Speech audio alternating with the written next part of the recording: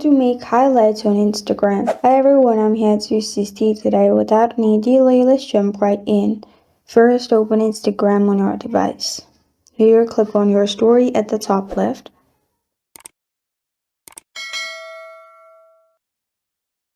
Then simply add what you want to add to your story. After it's posted to your story, you will find this kind of screen pop up. Here, click on the three dots at the bottom right. Then click on highlight. After you click on highlight, it will give you all the options. You can add a new highlight, click on the plus icon, create a name and press on add.